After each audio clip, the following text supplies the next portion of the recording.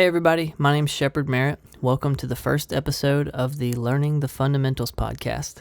This is going to be a podcast based on my experience and my journey in the Christian faith, specifically through the Independent Fundamental Baptist movement. And this is an SFR Plus series. If you don't know, SFR stands for Science, Faith, and Reasoning. That's a ministry run by my friend Daniel Faucett. He's got a website. If you look up scifr.com, it'll take you to loads of really great resources, and I know that I've been blessed by his ministry. He's got tons of articles that he's written. He's got tons of podcasts that he's recorded, and I've been lucky enough to be a guest on a few of those podcast episodes, but I just wanted to start out this episode by giving my thanks, showing my appreciation. I'm really grateful to have this opportunity to share my story and something I'm really passionate about. But anyways, the reason that I named this podcast Learning the Fundamentals is because I'm going to share with you my journey through the Independent Fundamental Baptist movement. And throughout that journey, I also learned a lot of fundamentals about my Christian faith as a whole. There's a lot of good things, and there's also a lot of bad things. And I want to share everything that I learned with you. But before we get started, I would like to throw out a few disclaimers.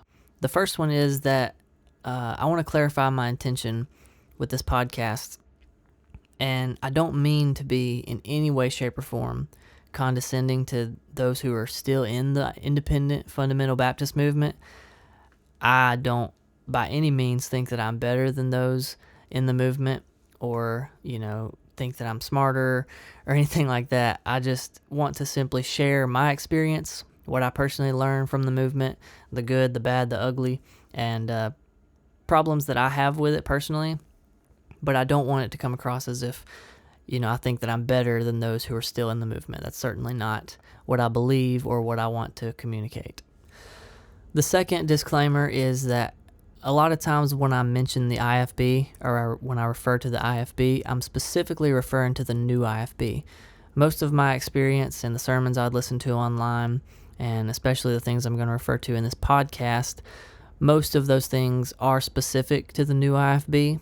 Some of them may encompass the IFB as a whole, but if there's anything I say that isn't applicable to the just standard independent Baptists or fundamentalists, whatever you want to call it, if there's anything I say that misrepresents the old IFB, just know that I'm typically referring to the new IFB. That's where most of my experience is. Most of the things I've listened to online, like I said, most of what I'm going to talk about in the podcast is primarily focused on the new IFB. So I don't want there to be any confusion there. The third disclaimer is there's a lot of drama surrounding Steven Anderson recently. A lot of allegations towards him, about his family, and that's a subject I do not want to touch with a 10-foot pole. I don't want to get anywhere near that. I don't want to speak what I believe about that situation. I don't want to get involved in that at all. And so that's a subject I'm going to be avoiding intentionally. So with that said, let's get started with the first episode. My introduction into the Independent Fundamental Baptist movement. So I'm going to try to keep this simple and break it down by categories. But the first thing that I was introduced to was King James Onlyism. I think it was around 2020. I went to my friend's house and he showed me some differences between the King James Version of the Bible and the NIV that I was currently reading. I think it's important to note that at this time, I'm very unfamiliar with my Bible and sort of new to the faith. And I think that's just something that's important to remember because I think it's significant, and I'll get back to that. But I was shown a few examples of verses that were missing and verses that had seemingly been changed. And the purpose of this episode is not to go in depth into each of those examples, but I do remember the main ones that stood out to me. One of them was Acts 8:37, which is missing in most modern versions of the Bible. It's either missing or there's a footnote that says this verse is not in the oldest manuscripts that we have. So that was one example. Another one was 1 John 5:7, which is a very famous verse that's missing in the modern versions. And the reason that one was significant is because it was about the Trinity. And so that one stood out to me. And then the last one was actually a comparison of Isaiah chapter 14, verse 12, where it says, "How art thou fallen from heaven, O Lucifer, son of the morning?" compared to Revelations chapter 22, verse 16, where it calls Jesus Christ the bright and morning star. And like I said, I won't get too much into the specifics of these claims. Maybe I'll go into that in a later episode. But these specific verses were compiled together and sort of revealed to me, presented to me in a way that basically said, in Acts 8:37, they're removing the gospel. In 1 John 5:7, they're removing the Trinity. And if you compare Isaiah 14 to Revelations chapter 22, the modern versions are calling Jesus Christ Lucifer. And so obviously those are very significant claims and very important claims, and I sort of took them and ran with them and never looked back. I remember thinking, I cannot believe I didn't know this before. And everybody that I know needs to know about this immediately, because these modern versions are crazy. And so that's how I was introduced to King James Onlyism. And I remember after I went home that day, I wanted to do my research. So I looked up a video. I looked up on YouTube. I searched the history of the King James Bible because I wanted to do my own research. And it just so happened that the video that I watched was from a King James only channel and presented very similar arguments that I had just been shown from my friend. And so after I saw that video, it kind of worked as confirmation bias to me, where I thought, wow, okay, everybody knows about this, everybody who takes their faith seriously. So I genuinely thought that every Christian who was genuine in their faith was King James only. I thought that, I'm just a fool for not knowing this beforehand, but I'm glad I know it now. And so I sort of expected everybody that I looked up to in the faith, whenever I went to talk to them about this issue, I expected them to have already been King James only. But much to my surprise, they weren't, and I actually had a little bit of pushback whenever I brought that up to them. And so that's the first thing that kind of started to make me question that position. I remember when I brought it up to a couple people, and they weren't as immediately on board like I was. I remember thinking, there was kind of two trains of thought. The first thing I was thinking was, wow, how can you not take this seriously? This is unbelievable. I wish that you would just embrace King James Onlyism the way that I am. So that was my first train of thought. But the second train of thought in the back of my mind that I sort of suppressed was, okay, am I the wrong one here? What am I not seeing? Why am I embracing King James Onlyism, but these other people that I respect in the faith are a little bit more reluctant to take that position and more hesitant and slower to take that position? So that kind of struck me as a red flag early on. But I'm going to get back to that in a later video. Right now I'm just talking about how I got introduced into the movement. But that was the first thing I was introduced to, was King James Onlyism, and that's sort of how it was presented to me and how I got into it. And from there, I kind of was just all in King James only. It didn't take me very long. Once I felt the emotional tug of those arguments that were presented to me, I was sort of like, okay, I'm King James only all the way now. And then I made that commitment very quickly. And I will say now, looking back, I can kind of see that I didn't really do my research very thoroughly before just going all in with it. But I didn't think that it was necessary. I kind of watched that one video and thought that I had done my research. But anyways, moving on from King James Onlyism, after I got into that, I was eager to learn more, because I thought there is so much that I haven't been told. There's so much that I don't know. And so at this point, I'm kind of really eager to find somebody to listen to, find a reliable pastor that's not going to lie to me, somebody who's King James only. And so my friend showed me a video by a man named Steven Anderson, who is a pastor out of Arizona.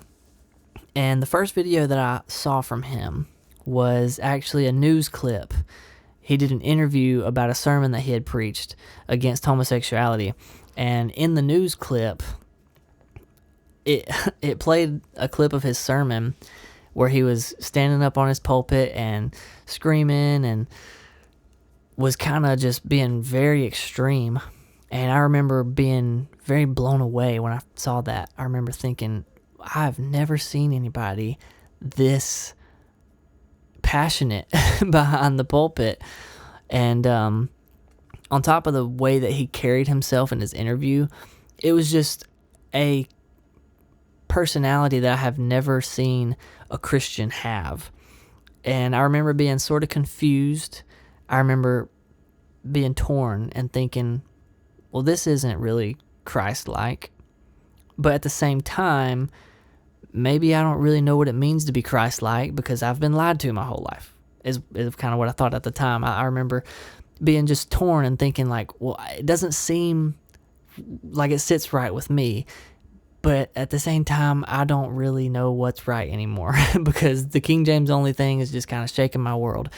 And so I'm kind of like just rebuilding Christianity from the ground up, at least my perspective of Christianity, what it should be. I'm kind of just building it from the ground up at this point because King James Onlyism just shook my world and I don't know what's right and what's wrong anymore. So after I saw that news clip interview, it had me very interested, to say the least, in this Steven Anderson guy. Definitely wasn't a great first impression. I remember having a negative reaction and thinking like, oh, this just isn't right. So I was reluctant at first to his personality.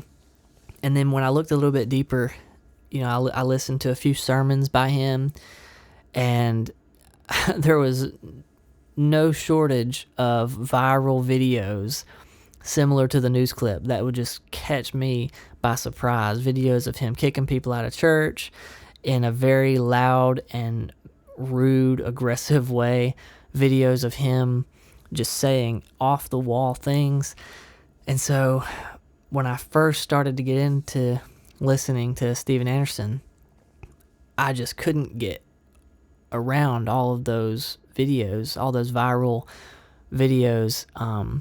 But I was encouraged by my friends and those around me to look into the things that he was actually saying in the scripture that he was reading. And so that's what I did. I looked into the things that he was saying, the things he was preaching, and I discovered them to be true.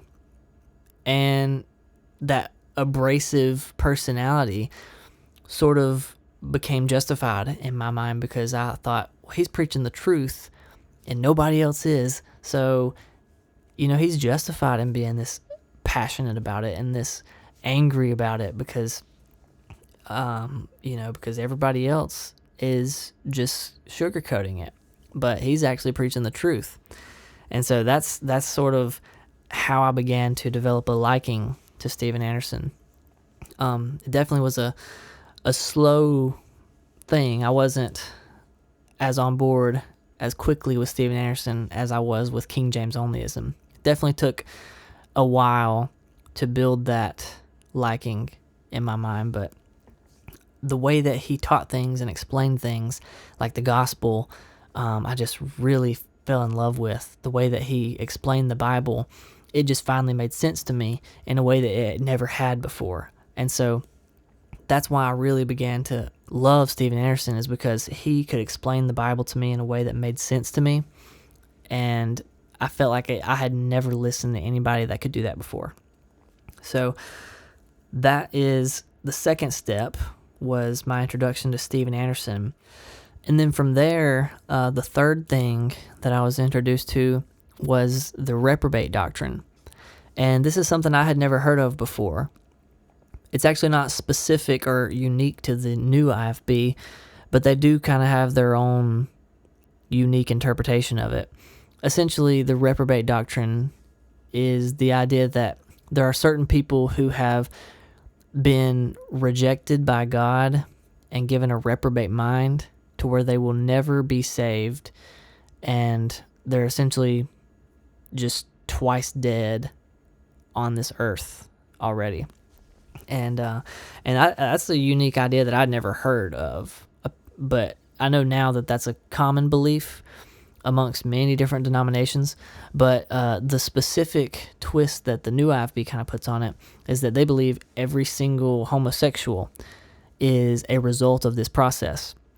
And so that is kind of the reason that they're super hard on homosexuals.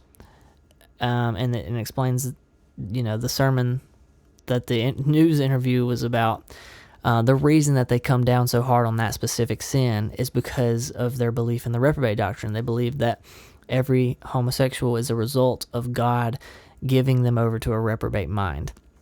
And so when I first heard that doctrine, I was just blown away because I didn't hear a thorough explanation of the doctrine first. I just heard Steven Anderson saying things like he hates all homosexuals and he thinks that they should all, I just won't repeat some of the things they said, but they were very, very aggressive things. And so I heard some of the shocking things that he said and was very confused and turned away and just thought, well, there's no way. That's not true. I don't agree with that. But after hearing them explain the doctrine thoroughly and walk through Romans chapter 1 as to why they think that that's the case, it made more sense to me, and I started to learn how to defend that doctrine, and I eventually embraced it. And I remember being on board with it, and it made sense to me, and I saw it the way that they saw it. Never heard anybody explain it differently. I never was able to disprove it from the Bible. I set out to disprove it. I remember thinking, well, surely this isn't right. I'm going to try my best to read my Bible and disprove it because I really don't like the way that they're interpreting this. But I remember not being able to. And so I eventually embraced that reprobate doctrine the same way that they explained it. And that was kind of a turning point for me because that's when I realized that the things that I believe are controversial. They're going to cause division not just from the world, but also from people who claim to be Christians. The things I believe are extreme even to those in the faith. And so this is the fourth step, and I'm going to call this just acceptance. Because once I learned how to defend the doctrines presented by the new IFB, once I learned to memorize some scripture, and once I became familiar with their interpretation of things, I began to adopt those doctrines.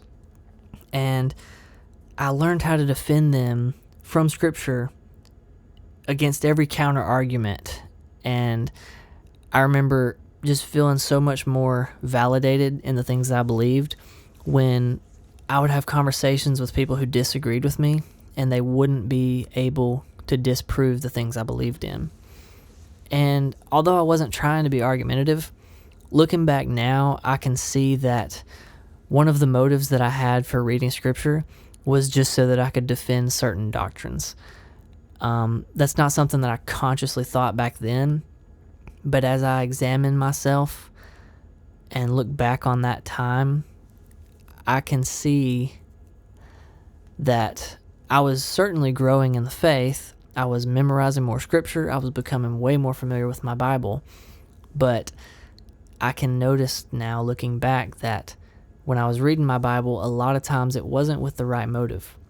The motivation behind my study was a lot of times just to prove the new IFB doctrine is right. And I couldn't see this confusion back then, but I understand now that the reason I felt this way is because I learned so many good things from Steven Anderson, things that I should have known as a Christian, just foundational truths such as justification by faith or eternal security. Those things were made clear to me through the preaching of Steven Anderson, but I just didn't have the discernment at the time to determine what was good and what was bad, what was truthful and what was not truthful. And so I sort of just accepted everything that he said because in my eyes, he was way smarter than me. And so, but it sort of created this weird dynamic, though, between me and the people close to me, because I had this double-sided reputation. Because on one hand, I was really growing in my faith, and my family and friends noticed that and were very proud of me. And it was evident that I was memorizing more scripture. It was coming up in conversation way more often. I was way more passionate about the Bible. However, there was an extreme side to the things that I believed, and there was sort of an elephant in the room that I'm the guy that believes crazy things. And so I had this weird double-sided reputation of being the guy who is on fire for the Lord, but also the guy who is in a cult. So, in a nutshell, my introduction into the new IFB was first King James Onlyism. From there, I discovered Stephen Anderson. And from there, I discovered the reprobate doctrine. And once I embraced those things, it was just about acceptance. And everything past that point, I was pretty much just full-blown new IFB. That kind of concludes my introduction into the movement. Throughout this podcast, I definitely don't want to just be negative the whole time. I want to keep a good balance, talking about things that I appreciate from the movement, things that I still believe that I learned from the movement, but I definitely don't want to neglect the things that I feel I need to address, things that I disagree with, and problems that I have with the movement. But there's all sorts of things that I learned, all sorts of stories that I have, the good, the bad, the ugly, and I'm going to dive into all of that stuff on this podcast. So I hope you stick with me. I think next episode, I'm going to start off on a positive note, talking about 10 things that I like about the new IFB. Thank you so much for listening to this first episode of Learning the Fundamentals, and I'll see you guys in the next one.